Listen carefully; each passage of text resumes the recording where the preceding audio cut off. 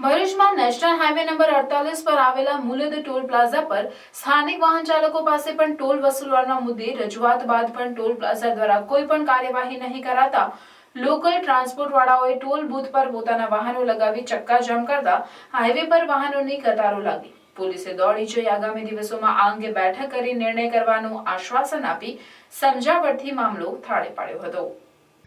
ભરૂચ નર્મદા નદી પર 2017માં cable bridge શરૂ થયાના લગભગ 8 મહિના પછી ટોલ લેવાની શરૂઆત કરવામાં આવી, જેમાં તે સમયે ભરૂચના સ્થાનિક વાહનોને ટોલમાંથી મુક્તિ આપવામાં આવી, પરંતુ ફાસ્ટેગ આવ્યા બાદ ભરૂચના સ્થાનિક વાહનોનો ટોલ ઓટોમેટિક કપાઈ જતો હતો। આ સમસ્યાના નિરાકરણ માટે ટોલ નાકાના છેલ્લા ભાગમાં ભરૂચના વાહનો માટે અલગથી લેન બનાવવામાં આવી હતી, પરંતુ આ લેનમાં પણ ફાસ્ટેગ લગાવી દેતા આ લેનમાંથી પસાર થતા સ્થાનિક વાહનોનો ટોલ કપાઈ જતો હોવાથી તે સમયે પણ સ્થાનિકોએ હોબાળો મચાવી વિરોધ નોંધાવ્યો હતો।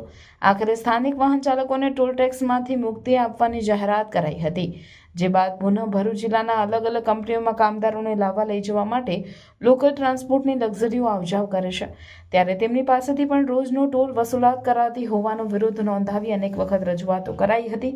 તેમ છતાંય કોઈ નિરાકરણ નહીં આવતા ટ્રાન્સપોર્ટ સંચાલકોએ મુલદ ટોલ પ્લાઝા પર પોતાની લક્ઝરી વાહનો ખડકી દેતા તેમની પાછળ વાહનોની લાઈનો લાગી જતા લોકો ટ્રાફિકમાં ફસાયા હતા, જેના પગલે સ્થાનિક પોલીસ અને ટોલ અધિકારીઓ પણ દોડતા થયા હતા।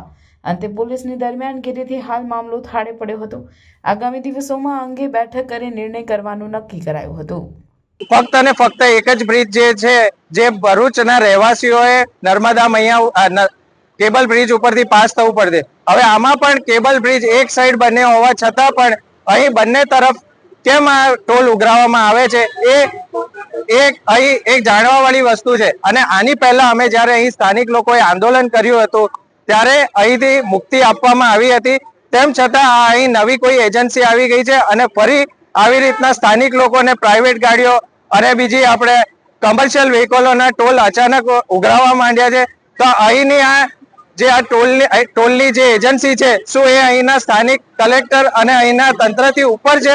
એમણે ઉપરવટ જઈને કઈ રીતના આ સ્થાનિકો પાસેથી ફરીથી ટોલ ઉઘરાવવાનું એ કર્યું?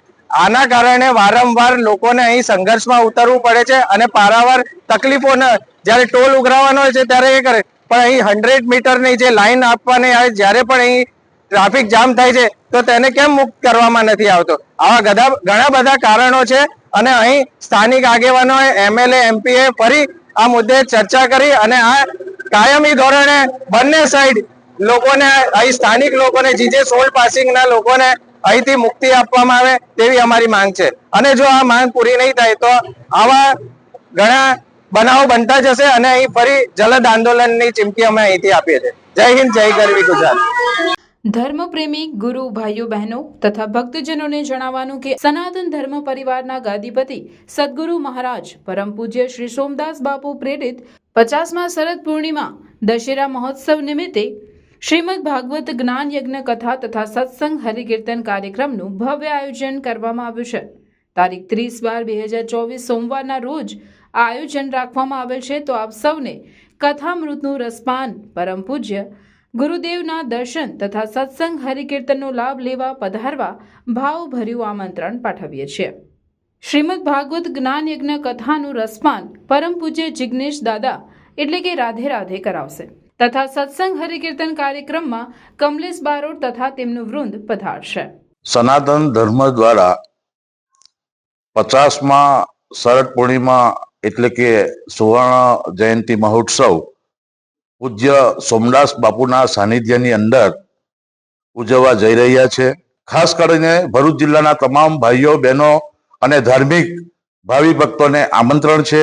સાથે સાથે મહાપ્રસાદીનું પણ આયોજન કરેલ છે, તો તમામ ભાઈઓ બહેનોએ મહાપ્રસાદી પણ આ કાર્યક્રમની અંદર લેવાની છે, તો તમામ ભાઈઓ બહેનોને ખાસ આમંત્રણ। શોભાયાત્રા બપોરે 3 કલાકે ગામ નવેઠા સોમદાસ બાપુ ડેરી ફાર્મથી નીકળી કેસરોલ મુકામે પહોંચશે, તો મહાપ્રસાદી સાંજે 5 કલાકે અને મહાઆરતી સાંજે 7 કલાકે યોજાશે। પૂજ્ય બાપુશ્રીની અમૃતવાણી રાત્રે 8 કલાકે અને કથાનો પ્રારંભ રાત્રે 8:30 કલાકે થશે, તો સત્સંગ હરિકીર્તન કાર્યક્રમ કથાના વિરામ બાદ યોજાશે। શુભ સ્થળ કેસરોલ, તાલુકો જિલ્લો ભરૂચ, દહેજ રોડ, ટોલનાકાની બાજુમાં।